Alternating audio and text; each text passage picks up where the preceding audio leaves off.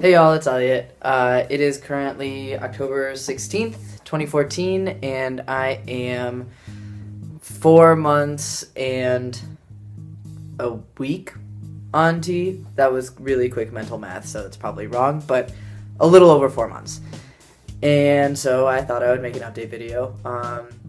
Not a whole lot has changed. I got my hair cut, and I don't really know how I like it, so I'm wearing a hat. But that's not a tea-related update. That's just a me update. Tea-related stuff, really just hair, and I can feel an Adam's apple forming, so that's pretty cool. I would say that's the most exciting thing. I feel like my face shape is constantly going from super angled to bloated and really cheeky, in the sense that I have lots of cheeks. Not okay. That was a weird statement, but I hope you understand what I mean. Just bloated in the face, I guess, and I don't like it. Yeah. Other than that, though, Adam's apple, that's pretty cool. I had my friends feel it.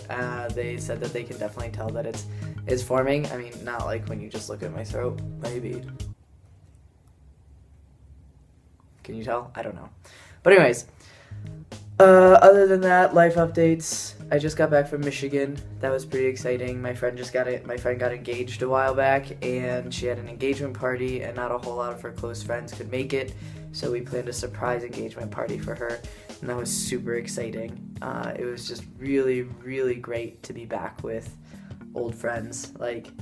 These are friends that I've had since kindergarten, so it was really, really fantastic to be with them. And it's just amazing how quickly things fall back into place when you're with really solid friends that know you just as a person. We had people, I'm in Colorado, we had people in Chicago, other people in Michigan, and we all just got together and hung out for an entire weekend, and it was like we all lived together. It was like nothing changed, and so it was just really good to be with them again. What else? What else did I do when I was in Michigan? Oh, I visited my mom. I went home. I visited my mom and her man friend, Ringo. His real name's not Ringo, but we just call him Ringo, so I'm just gonna roll with that.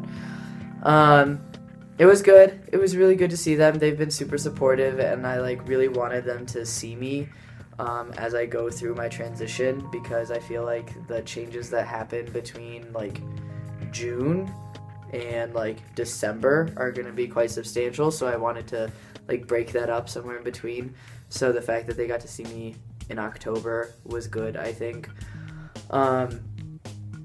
They're still using my birth name and female pronouns, which was a pain, and my extended family was also at home. My mom hasn't told my extended family yet, and I don't know if they've noticed changes, but it's just sort of this don't ask, don't tell policy going on. And my grandma actually asked me if I had a boyfriend, which is interesting to ask given my appearance. And I just didn't have the heart to tell her actually I'm someone's boyfriend, which is true. I am seeing someone, so that's also exciting. But I don't know. It was just annoying, and it was hard to just be thrown back into female pronouns and to hear my birth name when I haven't heard it in so long. And it's just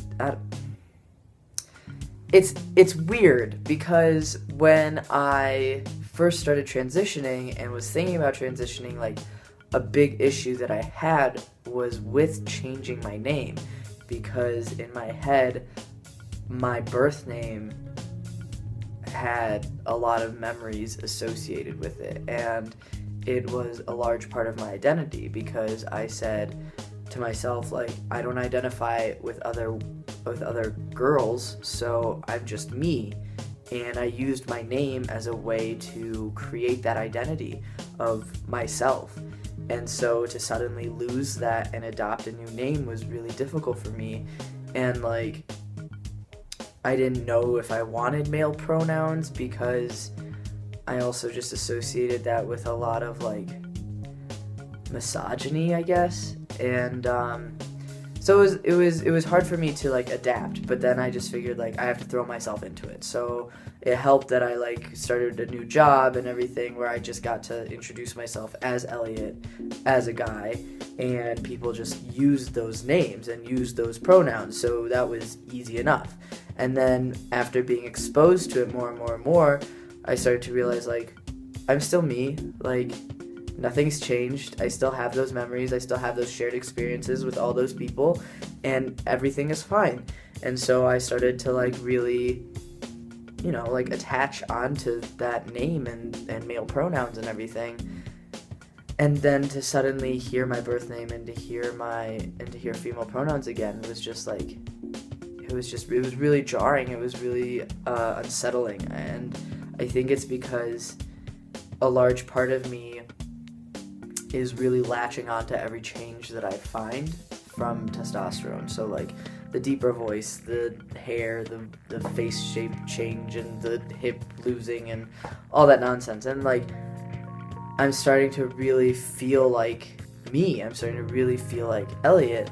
And then to hear female pronouns and to hear my birth name is sort of like smacking all that in the face and saying like, no, none of that's happening. You're still the same as before, and none of this is gonna be acknowledged, and that is not fun. To finally feel like in my own skin, like to be comfortable in my own body, and to like feel like this journey is beginning and it's happening, and I'm seeing it happen, and I'm living it, and then to have it all negated because somebody says a name or somebody says a pronoun is not the most fun thing to experience. And something that I thought was really interesting was when I was home, one of my really good friends accidentally used my name and was using female pronouns, and she just didn't notice, and she just kept going on in the story using these pronouns, using my name and my birth name and everything like that. And I eventually called her out on it, and she defended herself because she said like, well, you said before that when we're referring to you in the past, like you didn't care how we referred to you. We could use your birth name or Elliot or female or male pronouns. And I was like, yeah, I did say that, like I really did say that, but that was before I was really immersed in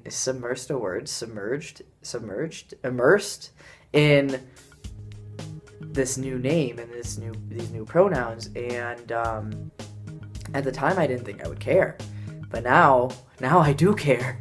And I think it's just because like I don't want to be reminded that I don't have these traits inherently, and that like I went through a long part of my life not feeling comfortable in my own skin and not knowing why and not being able to like pinpoint it. And now I'm starting to get comfortable, and I'm starting to be able to attach onto this name and pronouns and like associate it with a comfort in my own body and this new confidence. And so to be thrown back into the past is not particularly fun and kind of triggering.